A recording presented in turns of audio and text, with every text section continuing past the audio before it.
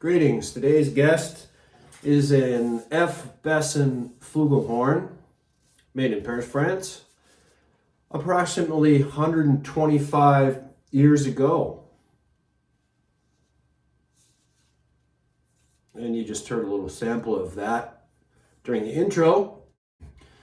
Some interesting things that I've learned about this era of F. Besson flugelhorns. Most sources on the internet will tell you that F. Besson flugelhorns have a no taper or French taper receiver. That may be true, but it wasn't true when this flugelhorn was made. As I said, it was made at the beginning of the 20th century, and it turns out that the best fit mouthpiece-wise for this particular instrument and others, I'll get into that a little bit later, is a cornet mouthpiece. This is a Dennis Wick 2B cornet mouthpiece. Goes in quite far. But if you use a conventional flugelhorn mouthpiece, it doesn't go in far enough. The instrument will be very flat. The intonation will be terrible. The mouthpiece will wiggle around in the receiver and just poor performance in general. So that took a while to find out. A friend of mine has a similar flugelhorn. It's not quite as old, but it is very old. It's about 100 years old. And many years ago, Pedro and I were trying to figure out what mouthpiece would work with his particular F. Besson flugelhorn. This flugelhorn serial number is around the 60,000 mark. His flugelhorn is around the 80,000 mark. So we went back and forth. I brought Quaison French taper lead pipe, too big, outer diameter, does not go in.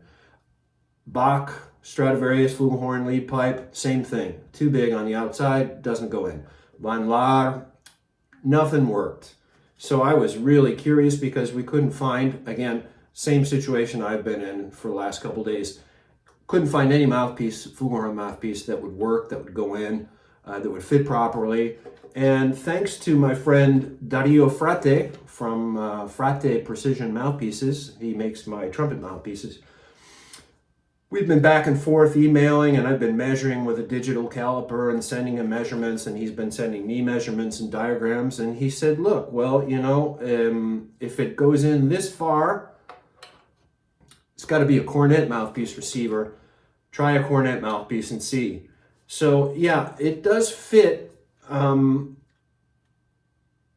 It's pretty steady in there. It doesn't wobble too much. It does go in a lot further than it would on my cornet, for example.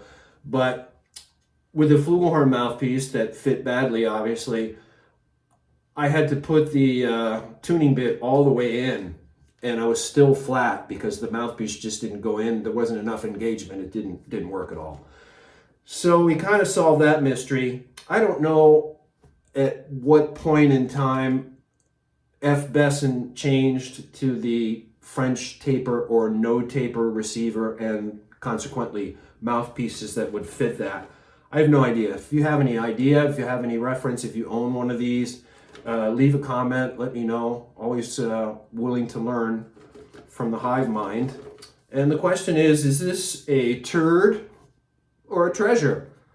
Well, you heard a little bit of the sound of the instrument on the intro, and we'll put a little bit more music at the end. It is a very nice sound. I measured the bore. It's 433 thousandths of an inch. Again, I measured all this stuff. This is smaller than the typical French taper Quaisnon. I have a Quaisnon from the 40s or the 50s with the original lead pipe and the original mouthpiece, so that is definitely not a solution. So you can't believe everything you read on the internet. There's a lot of information about different tapers and so on. F. Besson gets lumped into the French taper or no taper category, but I've got two cases where that is not true, okay, and there may be many more. Again, I said earlier that I don't know when they actually switched to the French taper. Again, if you have any info with respect to that, please let me know, leave a comment. So some genius took an old antique instrument and tried to give it a vintage look. As you can see, at one point it was silver plated, so the slide crooks and the top and bottom caps are still silver plated. And that was definitely a replate because this second valve slide has a patch on it, kind of crude. You can see that it was plated after the patch was put on. And, you know, I don't know why people do stuff like this. Obviously, it had many, many dents. You can see evidence of dent removal and still many dents that are still present in the horn. There's nothing really terrible in that respect. The bell rim looks like it's been damaged at some point. Somebody tried to fix it. But you know, they kind of brushed the brass. I don't know if they applied some kind of product to get this kind of darkened fake tarnish, but you know, guys, don't do stuff like this. It's so stupid. It's already vintage. It's already relict, as they say in the guitar world. Just leave it alone. It's a decent playing horn, but it has one big problem. So probably during this relicking process, genius tech may have buffed this or used some kind of harsh chemicals to get the plating off or whatever they were doing there. And so there's leaks between the valves, the first and second and the second and third.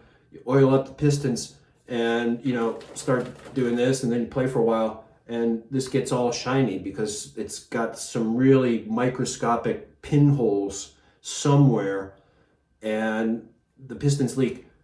As they also leak, this slide here, the second slide, there's like a river of oil here after playing for a little while.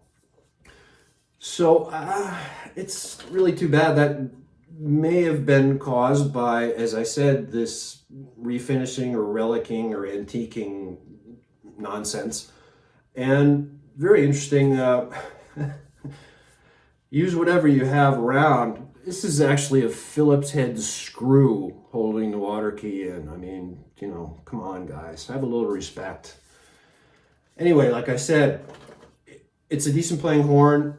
If I were to keep this, I don't know if I'm going to keep it. This is a Dennis Wick 2B cornet mouthpiece. As I said, this is what I use on cornet. I don't play cornet very much, but I really like this mouthpiece.